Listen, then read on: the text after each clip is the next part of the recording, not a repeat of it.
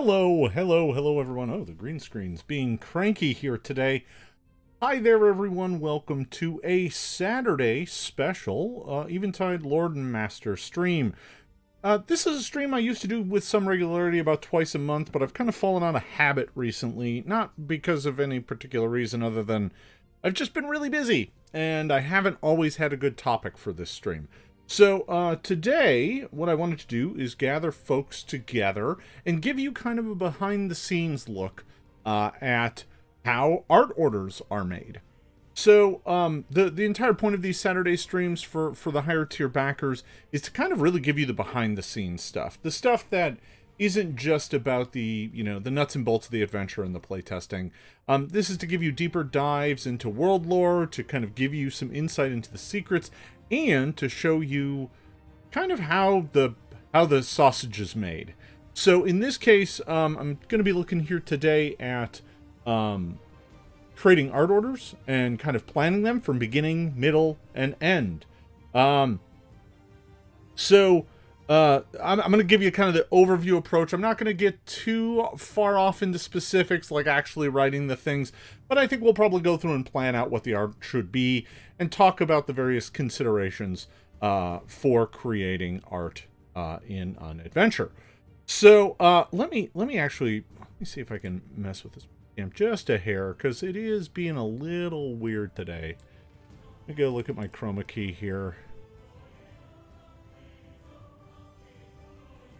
Ooh, okay, so that's the balance point. All right. Ramp down a hair, ramp this up. Better. Kind of better. Not perfect.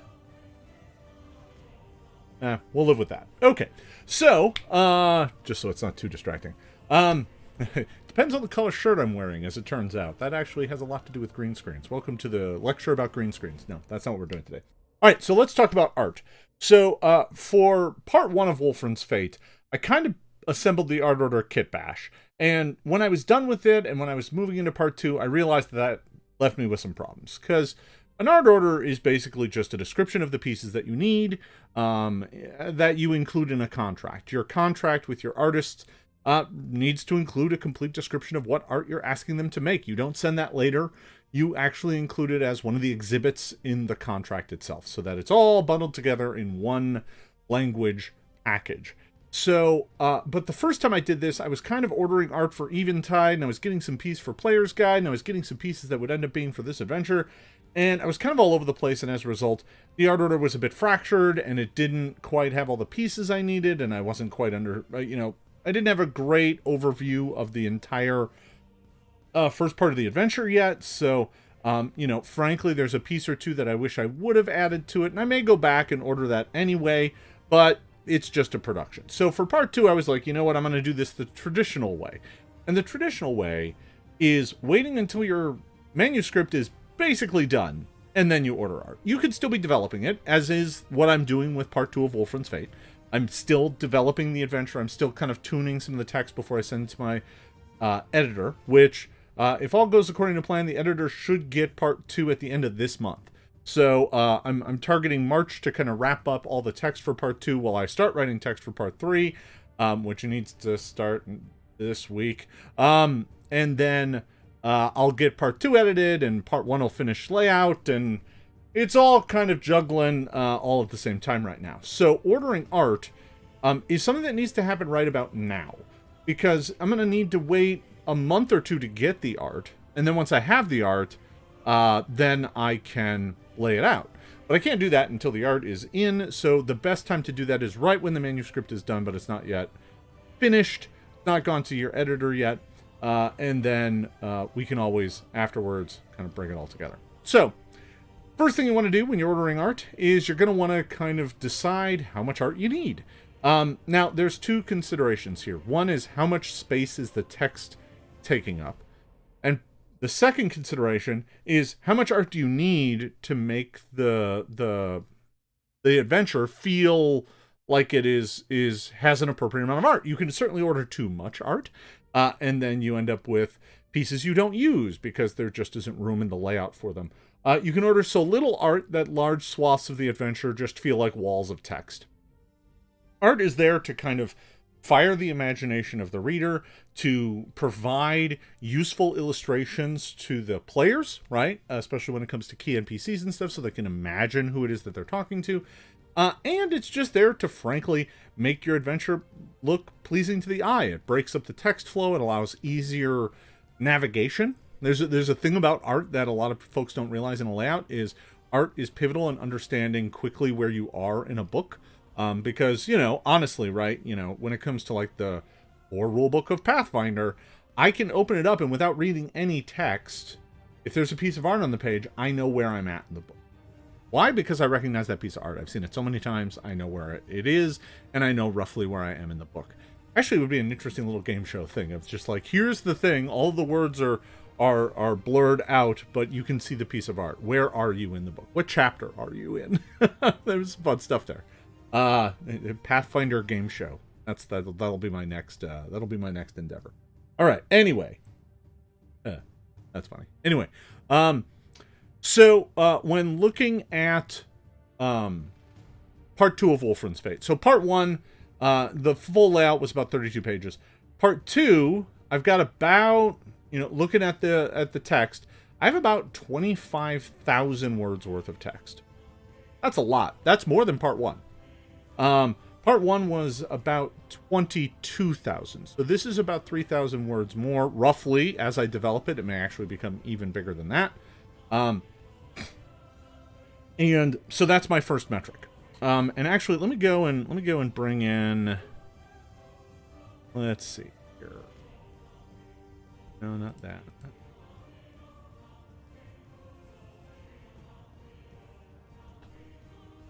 I think. Maybe I can grab this. Yeah, I can grab this. Let me grab that. And okay, so here we are. I've pulled this in. Let me move it off to the side here. So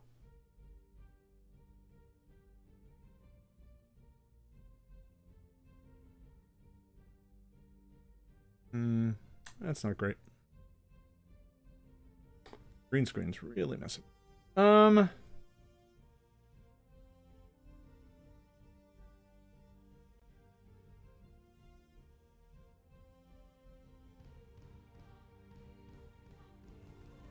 So, what I'm going to do here is I'm going to flip between this, back and forth between this as needed. So I've got an overview document here that I've just created. Nothing special about it. It's, congrats, you're seeing my house styles. So this is the basic overview here. It's a 25,000 word manuscript. To figure out the rough pages for that,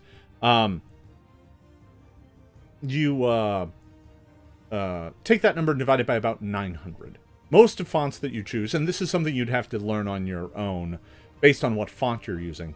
Fonts have a different level of word density per page. The one I'm using is around 900 words per page in my layout. So if that's 900 words per page, 25,000 words, comes out to about 27 pages of just solid text. If I just run it out, it's 27 pages. Now, 27 pages probably is not the number I'm going to be shooting for. There are a handful of maps in this one. So this adventure is easily going to break 32 pages. Now, it's a PDF, so it can be as big as it needs to be.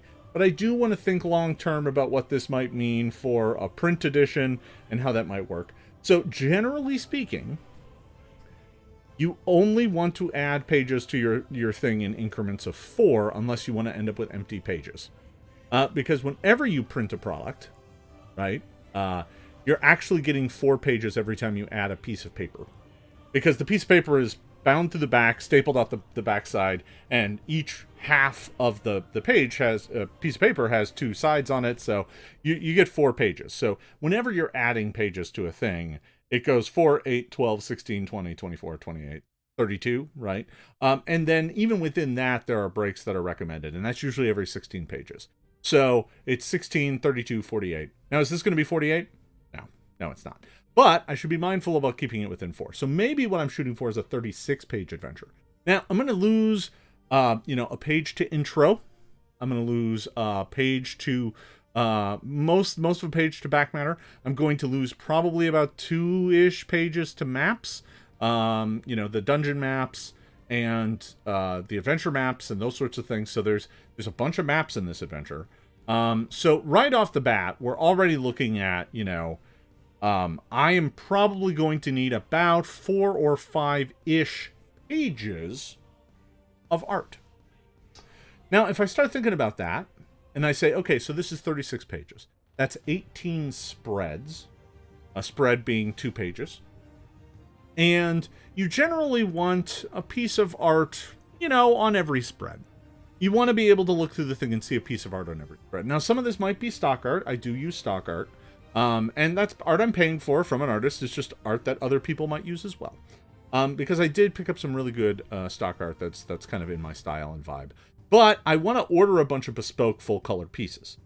So, if I need about 4 to 5-ish pages of full-color art, that is going to cost me several $1,000s.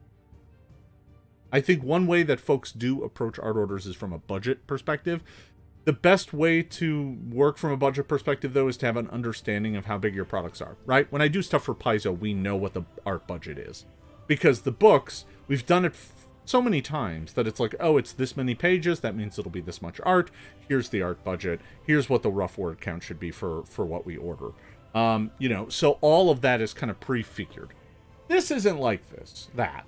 In that, working on my own means that I get to kind of decide what my art budget is. Now, in this case, I am going to probably want, a couple $1,000s worth of art.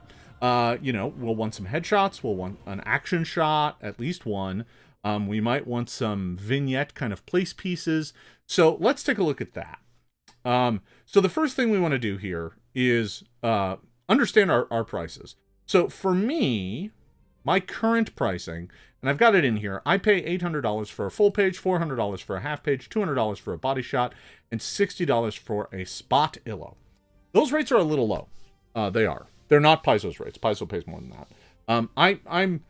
I'm tend to go with newer artists who, frankly, are not as expensive, right? As an artist becomes more technically skilled, has a bigger resume, they charge more and more and more. Art out there is in quite a spectrum. I am by no means paying bottom rate, but I'm not paying top rate either, right? I'm a middle tier publisher. Now, as I go along, I'll keep evaluating that and see if I can't raise my rates, right? That way I can get better artists. The artists that I've worked with have been great, but they are expensive, right?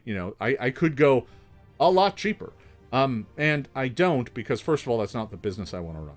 And second, I do want to find artists who are in that mid-tier and give them some good work, and maybe, through my project, they can reach for even bigger projects. That's not to say I'm paying an exposure. I pay them in money. But it is a weird place to be in. It's one of the kind of trickier parts of doing your own self-publishing, because I don't have a big rolling kind of process of cash and funds. I have all of the support I get from you and my seed money, right? From things that I have sold, right? All the things that I sell from Minotaur Games all goes into one account. And then I use that to pay for other things, right? I don't, frankly, Minotaur Games has never been about profit taking. I don't think I've made any money off Minotaur Games almost ever. Maybe some beer money here and there. But that's about it. So all of the money keeps rolling in to try and make better products, because I realize in the early stages, I just got to get good stuff out there, right? None of it's going to matter until good stuff is out there. So that's my first thing. And the next thing you're going to want to do is just start identifying what type of pieces you might need. Now, I described those pieces. Let me talk about those a little bit here. So full page, half page, body, and spot. Full page is obvious. That is, a full page piece of art is the size of a piece of paper. It's 8.5 by 11, and I'll order it at 300 DPI. Ideally, actually, what I'll do is I'll order it at like 9 by 12 at 300 DPI. That way I've got trim. Because when you're laying things out, surprise, surprise, if you actually do a full page piece of art, you actually want it bigger than the page, because all of your printers, assuming that you are going to get it printed, are going to add at least 1/4 inch of bleed. Bleed is space off of the edge of the page that needs the same treatment as the page, as if the page just extended, so that when they cut it, they don't cut to something that is just plain paper, right? If your design actually ended right at the edge, when it got trimmed, you might end up, if it's off by a 1/16 of an inch, you might end up with a white line on the edge. That would be bad. So when you're ordering art, you want to take that into account, right? So you don't actually order an 8.5 by 11. You generally throw in an extra 1/2 inch. And to be honest, if you have to stretch the image just slightly to make that work, you can. But I do find that it's better to just order it the right way from the beginning. And also remember, the bleed only applies to the outside edges. The inside edge, that does not apply, because then if you bleed past the center line on the inside edge, you'd actually be going into the other page that is on that piece of paper that's folded in the back, right, where the spine is. So, there's that. That's a full page. Half page is just half a page. So I pay half as much. It's a $400 illo instead of an $800 illo. Body shots are, generally speaking, what we call full body, no background. And what that means is it's just a character, right? We want them from head to toe, generally in a pose. Whenever you see a monster illustration, that is almost always a full body, no background shot. So we're just getting the character. We actually want them on a specifically neutral tone, because that makes it easier on us to remove that background, right? In fact, for some artists will actually ask for the layered files so that they give it to us and it's literally the image is entirely detached from a background. So we can literally just turn off the white, or in some cases transparent, and just grab the image, move it into our thing, so that any places where it's like coming in behind the hair or doing something, you know, between fingers or arms or something, we don't have to trim out white space and do color balancing. We literally just move the thing into our illo, because oftentimes the pages have background treatment and you don't want that stuff to mix, right? If you've ever looked at a cheap, you know, kind of, you can always tell when you've got an amateur kind of graphic designer who hasn't done this stuff before, because there'll be like a weird fuzzy white line around illustrations and stuff. That's because they weren't able to trim it the right way. So that's a full body, no background shot. And then spot are just spot illos. They're generally very small. We generally consider them to be no larger than about 1/6 of the page. Now, one thing that's really interesting is that you can assign all of these things ratios of space within your manuscript. So a full page takes up 900 words worth of space, or 1 page in your layout. Half page is actually slightly more than half a page, but for our purposes, counting it as a half page is probably fine. A full body we generally count as 1/3 of a page, and spots we count as 1/6 of a page. So if you have a full body and a spot, that takes up about half a page worth of space. So there we go. Now, if I'm trying to get 4 pages of art, there's a whole bunch of different ways I can do that. I could get 8 half-pagers. That's pretty expensive. 8 half-pagers would be, you know, $3,000, $3,200. 4 full pagers would be the same price. Full bodies, if full body and a spot is $260 in my rates, which means if I'm doing full bodies and spots, I actually get more art for less money, because generally speaking, full bodies and spots are easier for the artist to do. Spot illustrations take like an hour for some artists, depending on what you're asking. Right? That's good for like a book or a ring or, whatever. It's not generally something you do for like a full character. You can do headshots with a spot. I oftentimes do that. But that's about it. So I generally consider spots to be about 1 to 2 hours worth of work. Full bodies are, can be 3-4 hours worth of work. Half pagers, generally speaking, start getting into 5, 6, 7, 8 hours of work, and full pages can easily be a dozen hours. That's kind of what I'm assuming from the artists that I'm getting. I do think, some artists will up their level of detail and effort based on how much they're getting paid. And I respect and appreciate that as well. So that's top line. So top line, that's what we're looking at, is that amount of art. So what I want to do now is start talking about Wolfren's Fate and deciding what pieces I might need. So the first place I'm going to actually start is, I'm going to go in here and I'm just going to put in You.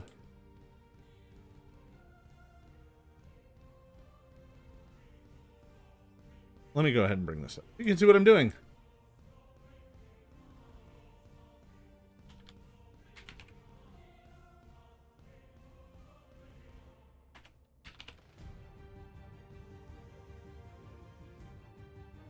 Now, I'm not sure that this piece will get any full-page pieces of art. Full pages are very expensive. Let me go ahead and move back here. It won't work as well, but at least it's out of the way and I can kind of keep it. So I'm going to move this over here. Ugh, that's terrible. Let's put it there. Green screen's being cranky today because of the shirt. It's too green.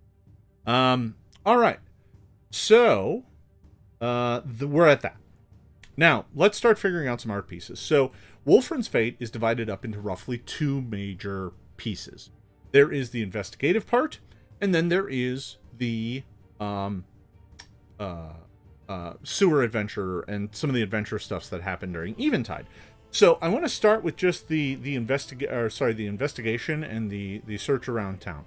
Now, there's a whole bunch of characters here that might make for good spot illos. This adventure might actually want a lot of spot illos. So I'm going to start here. And one of the first NPCs that you get introduced to is Hadram. Hadram did not get a spot illo in the first adventure. And he is the owner of Wolfren's Last, the museum dedicated to Wolfren. I think he probably needs a spot illo. But if I continue looking, there's a whole bunch of characters in this one. There are a whole bunch of places you can get sent to very early, and some of these places are far more important than others. And frankly, I probably want to make sure that the most important characters are the ones who get spot illos. So if I think about the nature of the investigation, you end up going to the Teetering Tower, the House of Order, House Trevere, the Remembering Stone, the Greenleaf Tea Shop. You end up going to Blackthumb when you get summoned there. You end up meeting Jaratha. You end up going to the Astronomy restaurant and inn, the place with the telescope in it. So there's a lot of really exciting places.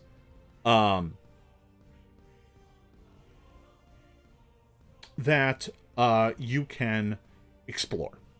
One other thing that was asked here is, how do I order covers? Now, covers, generally speaking, are full pages. But for each one of these adventures, that's just kind of part of the larger adventure, I'm actually just doing half-pagers that I'm using to create the cover for the individual installments. And then when it gets gathered together into a full adventure, I will use the piece of cover art I've ordered. I have actually already ordered a piece of cover art, which shows a Gaunt leaping at the Penumbrist in front of Wolfren's Tower. That is the cover piece for the adventure itself, but I'm not going to use that on each individual section, or in this case, chapter. So when I finally lay out the actual full print adventure, what I'll probably do is use that cover and then use all of the half-pagers to be the chapter openers for the various parts of the adventure. So there's a bunch of really important characters in here. I'm just going to start scrolling through the adventure and looking for the ones that I probably want to integrate. So Blackthumb is the print shop. That's the first place in my location gazetteer. This is where we meet Alipar Clifton, and he is 100% someone who is getting a headshot in here. Alipar Clifton, head of the Dawnbringers. He's the head of the secretive organization, so he is definitely getting a headshot. So that is a spot for him. I won't get a spot of Lorenia. Alipar's the key character here. Greenleaf is a tea shop they can visit, but is frankly a red herring, so I'm not going to order anything for that. Now, there is an entire thing at the House of Order where you escort Alvora Colreef, the priestess of Valanav, around town. That makes her pretty important, so I'm going to add her to the list. Although I would say that this is one that I might cut if I run out of room. Alvora Colreef. Speaker of Valanav. Important character, so we'll get a note on her. Again, they end up going there multiple times, so she's someone I'll probably try and keep. Next up is Geraltha. Geraltha is a no-brainer.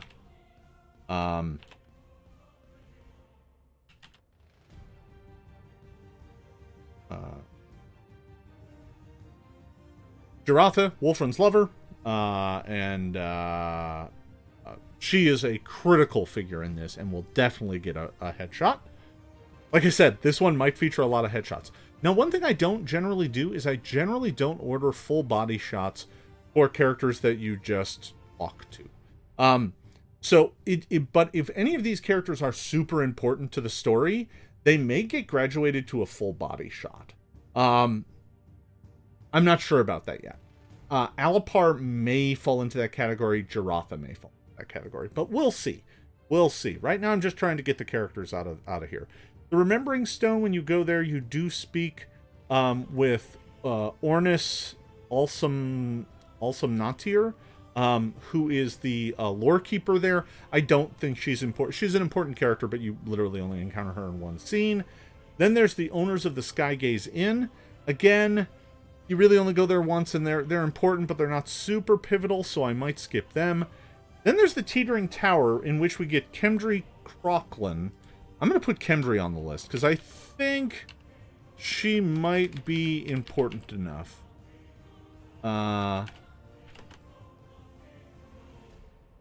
Owner of the Teetering Tower?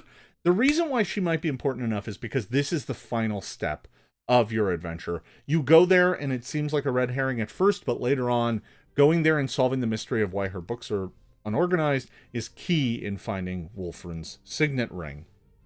So there is that. Now, there is a Gloamling you chase in here. I'm going to put the Gloamling's name in here as well. Osalu. I don't know that she'll make the cut. Maybe. Maybe. I could also use my iconic Gloamling illustration here, if I wanted to. So, then we get to Radalin Trevere, the head of House Trevere and one of the nobles of town. I do think this is an important character. I'm going to add him to the list again, but I think he might get cut.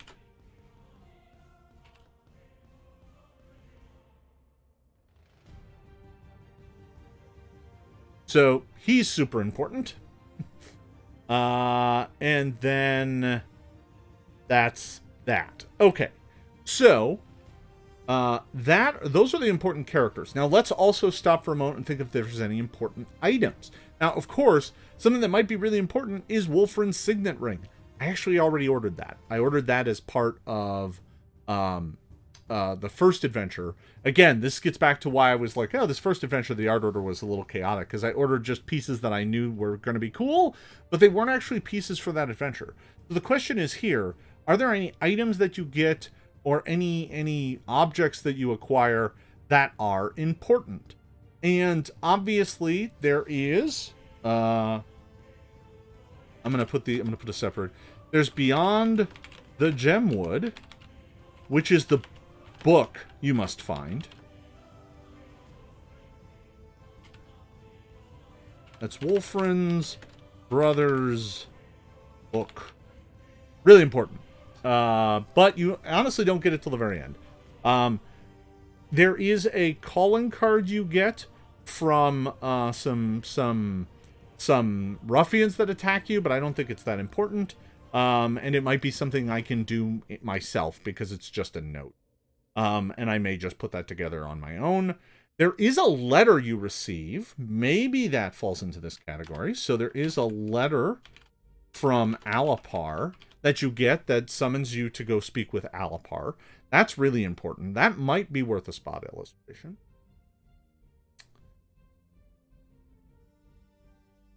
And that may be it as far as objects of important note. I think there are a bunch of interesting things from the end, from the museum, and some of those might make sense. There is the Gaunt Ledger. That might be important. We might put that in there. I realize I'm typing so low now you can't see what I'm typing. Okay, let's go ahead and put that. Okay, so we've got all those pieces. There's a lot of spot illustrations. Now let's think if there's any full body illustrations. This adventure does feature a new monster. It has the Gaunt. I already ordered art for the Gaunt. That was something I did with the first adventure as well. So I have Gaunt art. I don't need to order art for the Gaunts. There aren't... most of the other monsters in here are, frankly, from some books. But I do have a Shadow Serpent that appears in this adventure. That might make good sense to put in here. So I'm going to go ahead and add something here to the body. I'm going to put down Shadow Serpent. Maybe I order a Shadow Snake piece of art. This might actually be small enough and low enough detail that it's actually just a spot illustration, but I'll put it in full body for right. Other than that, there are some characters you face off against. There are some monsters you fight, but most of those are kind of standard stock monsters. There, you fight some wolves, you fight some, some ruffians in the street. I mean, I could get, a photo, an illustration of the ruffians. Maybe. I don't know. That might be a way to go. One of the things that's going to happen next is, from this, I'm going to start cartooning out the layout. And I don't mean going into InDesign or anything. What I mean is just kind of figuring out where the various sections fall based on their word count. So I'm going to say, oh, okay, the investigation part is 12,000 words. That's going to take up this many pages. And I'm going to spread that out over this space. And if I order Hadram and Alipar and Elvora and Jaratha and Kemdri and Osalu and Lord Radalin, how do those headshots fall in that area? Are they all clustered in one area? Is there one area that's particularly empty based on the text? And that'll tell me whether or not I need to remove some of those pieces. So right now I'm just kind of throwing everything up. And then once I've got it all, I'll start winnowing it down to be like, what are the most important pieces? And how do I make them fit in the layout so that all my art isn't clustered, or I end up having art pieces that aren't near their associated text. So there is this kind of puzzle you have to do, where you have to kind of just sit down and think about how do all of these things actually fit together. Okay, so let me talk about the last thing I want to kind of go over here today, because the thing I don't want to do is get into, let me decide what Hadram looks like right now. That is something that is part of this process, but frankly, I think the important thing to note there is that when you're ordering art, is that you really want to be specific about what it is you're ordering. And by that, you really kind of want to cast out these characters, right? And, I'm going to want to think about, gender mix and ethnicities and body shapes. And because I want my adventures to be well-rounded and be expressive of a wide variety of people and not just have it be, oh, look, it's everyone from Europe. That's not what I want my adventure or my world to be. So, looking at a bunch of these names here, I definitely, there's going to be characters of all different walks of life. I've got plenty of opportunities to go in a lot of different. So we'll be exploring that. But the last thing I want to talk about is, what do I order for the cover? Do I order any half pagers? And I think right off the bat, there are there is an audio still in this adventure because the OGL has not been rescinded. So for now, I can keep the Adiug, and I'll do that. I was going to replace it, but I have not done so yet. So one thing I want to do is just think about half pagers. So half pagers are generally, you want your half pagers to convey action and excitement. Big surprise. You want the half pagers to be fun and show the adventurers doing adventuring things. Now, I don't have a cast of iconics like Paizo does. I do have my iconic Penumbrist, which I've been using in the art, and my iconic Gloamling. I actually treated the Ancestry as an iconic. So I've got like a Gloamling Rogue and a Penumbrist that go on these adventures right now. So those are going to be my two characters. And then beyond that, I have to decide where in the adventure makes a good place to do art. So there are a couple obvious things. I can look at the investigation and see if there's any moments in the investigation that make sense, right? So if I go and take a look at the investigation part of the adventure, and if I'm specifically looking for moments of combat, right? So I want to kind of scan through here for fights and decide if any of these make good sense, make a logical choice. Now, I could do the food fight with Alvora. You escort Alvora around, and at one point you take her to a place called the Soupstone, and she says some incendiary stuff, and it starts a food fight. That could be a fun piece of art. Not sure that that's the way I want to go, but it could be. When you are making your way back from Jarathas, you get attacked by wolves, but that's pretty generic. I think I might skip that. There is the Remembering Stone, where you fight giant bees. That could be fun. That could be fun. And that's... there is the Gloamling Chase. That's when you're trying to get the Teetering Tower, get the book from the Teetering Tower. You need to chase the Gloam. So there is the Gloamling Chase. That's a pretty good one. And that is kind of it. There are some other roaming encounters floating around in here. There is the attack from the ruffians. So there is the ruffian fight. That's a possibility. Now, as you can see, I've already sketched out more art here than I would pay for. Then we get into Eventide and the finale of the adventure. So there is definitely the haunted house Gaunt encounter, where that might be really fun because I could have the Gaunt like shadowed through a door and the characters fighting zombies in what looks like a party. That could be very fun. There is a challenge there, though the characters might be in costume, but I could work around that. There might be something fun in there. And then we get to the festival. I mean, I could do something with just the I'm gonna write it down as the trick or treat scene, where the characters are going door to door, but that's going to be very tricky to illustrate. Might be worth it.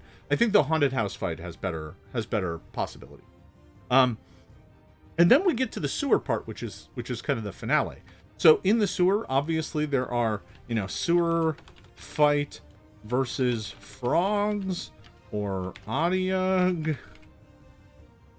Either one of those are certainly possible, because they do fight both of those. I wouldn't do the spiders and I wouldn't do the flyer maggots. Those aren't very exciting, but the Adiug could certainly be very fun, and the frogs are easy. And then there is also, obviously, then there's the lair of the Gaunts. Now, I could do Gaunt lair snake fight. That's a possibility. In fact, that might be a great way to get an illustration of the serpent without giving without having to order an illustration of the serpent. So sometimes when you're looking at these pieces, you realize you don't need other pieces because you're going to get that character in a piece of art. Now, one other thing I have to consider here is one of the half-pagers I order here is going to be what I use on the cover. So I have to be careful not to spoil anything, right? I try to make sure that my covers are kind of vague enough. They're in theme, but they don't exactly just kind of spoil everything. So if I do the Gaunt lair snake fight, I don't think that spoils anything because you don't know that that's coming until it's upon you. There's no indication that that's about to happen until it does. So that might actually make the right call. Now, there is one other half-pager I could do, which is just the Harvest Festival games. I could do a fun half-pager as well. Now, I do want to say that all of these half-pagers also make solid choices as full-pagers, right? So if I decide that one of these is important enough or complex enough, then I could order it as a full-pager as well. Because there's a question about how much you can fit in a half-pager.